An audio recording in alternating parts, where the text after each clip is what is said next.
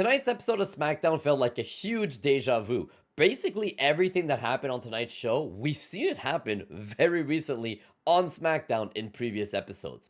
Welcome, everybody. My name is Eddie, and this is my review of SmackDown. If you guys are new, make sure to subscribe because we're going to be doing reviews of every SmackDown, every Raw, every PLE, and a bunch of other videos about wrestling on the channel. Comment what you guys thought of tonight's episode, and of course, give this video a thumbs up because it helps the YouTube algorithm.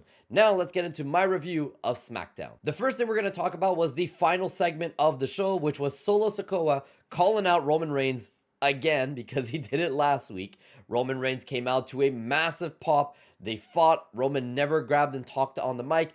Everything was about the Ulafala, which is the necklace that he wears. And I will say, if there's only one clip you guys are going to see from tonight's SmackDown, you have to go watch the clip when Roman Reigns finally got his hands on the Ulafala, put it over his head, and the crowd lost their mind. It was wild to see how much the crowd cared about Roman Reigns becoming the tribal chief once again.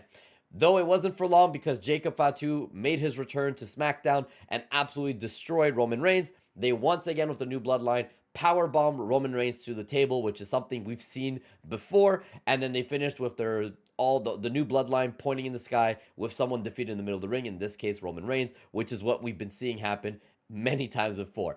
Great final segment. The crowd was extremely hot, but it is basically the same thing we've seen every time the new Bloodline ended on top. Now let's go all the way back to the beginning of the show, which was unique, and I actually did really like this a lot. It was the Nia Jax celebration.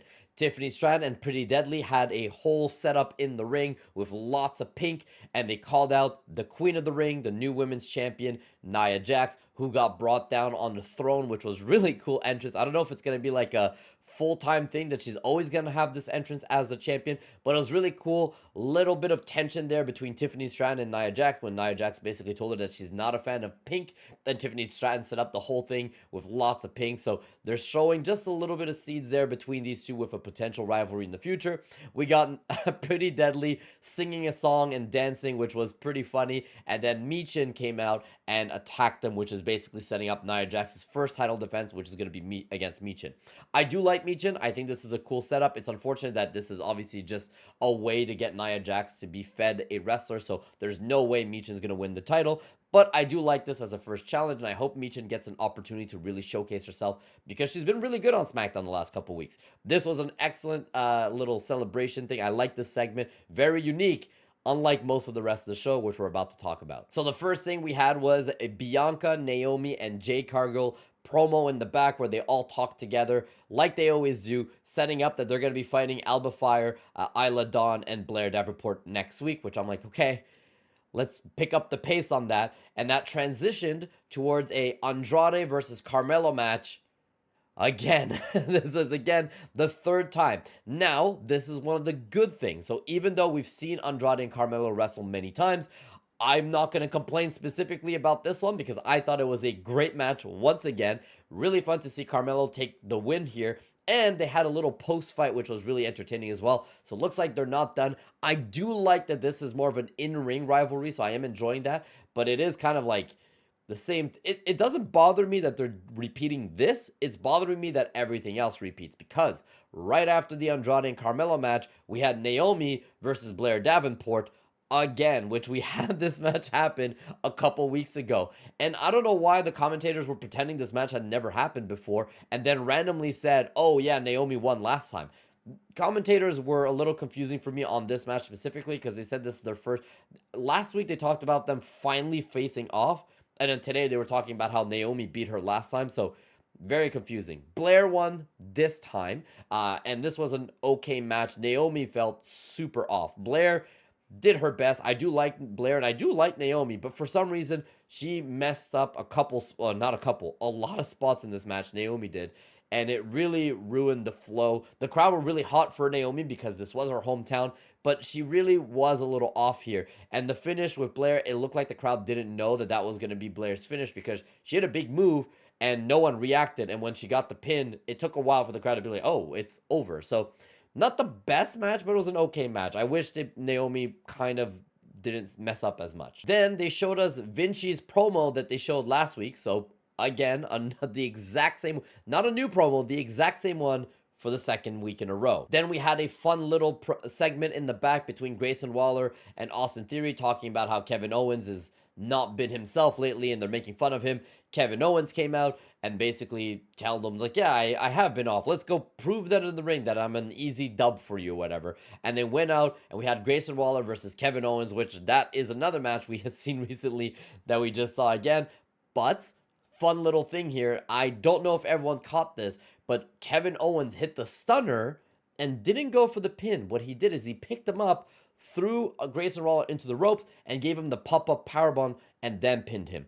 This might seem like such a small thing, but I do think that this means that Kevin Owens is going back to having the pop-up powerbomb be his finish instead of the stunner, which I think is an excellent thing because I don't feel like Kevin hits the best stunner, but his pop-up powerbomb is excellent. So if that's his finish now, again, big thumbs up for me. After the match, Kevin Owens lost and he was trying to destroy Grayson Waller and Austin Theory. So I kind of see like they're slowly showing Kevin Owens going back towards his old school prize fighter, more violent style. And that was really cool. Cody did come out here and help him fight off Grayson Waller and Austin Theory after the match. And surprisingly, that was the only thing we got of Cody Rhodes today. This episode of SmackDown didn't have much out of Cody Rhodes outside of this one little segment, which was a surprise. I don't know if the Florida crowd must have been excited to not be able to sing Cody's theme song this week. But fun little thing. They're slowly still building the Kevin Owens, Cody Rhodes stuff. I'm in for this. Then we got a fun little Legado del Fantasma promo where they were drinking wine, eating at a restaurant, talking about how they're going to be taken more seriously, and that next week we're getting Santos Escobar against LA Knight for the US title, so he's saying he wants to win, which transitioned to LA Knight coming out to a massive pop once again. He does his usual thing of talking smack and basically saying, I'll see you next week, and he's going to fight Santos Escobar. Nothing huge here. Good promos from both LA Knight and good promo from Legado, but nothing that you got to go out of your way to watch. And then we finished the night off before the final segment with the main event, the final match of the night, my match of the night, the best match of the week in my opinion, Street Profits versus DIY. These guys stole the show. I love this match. Go out of your way. Go watch this match. This was a #1 contenders match with the winner getting to fight the new Bloodline for the titles next week or in a couple weeks.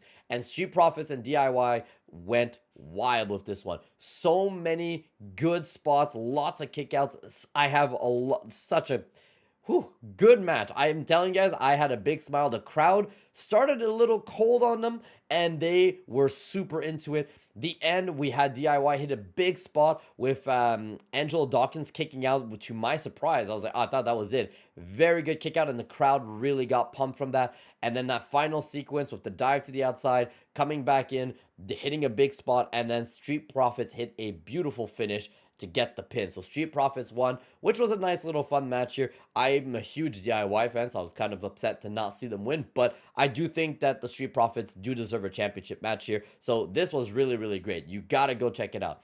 Overall, this episode of SmackDown was a good show. I didn't think it was amazing. I didn't think it was awful. There was too many things that we've seen before. For example, Andrade and Carmelo, we've seen Naomi and Blair, we've seen Da Vinci promo again. There was just too much of things that we've seen just happening again, but the stuff that were unique, like Nia Jax's celebration, Street Profits, and DIY, those two things were excellent. The main segment, the final segment with the new Bloodline Roman Reigns was great, but it did kind of end the same way it always ends, with the powerbomb through the table and then the pointing in the sky. So that's kind of a mix. I kind of want to give this show a 6.5, 7 out of 10. So good show overall. I had a fun time. I don't think everyone needs to go out of the way to watch it outside of the Street Profits and DIY match and that final spot that I was talking about with Roman Reigns. So that's pretty much it. Thank you guys for watching. Hope you guys enjoyed it. Tell me what you thought of the show. Subscribe, thumbs up, all that fun stuff. Take care. Bye-bye.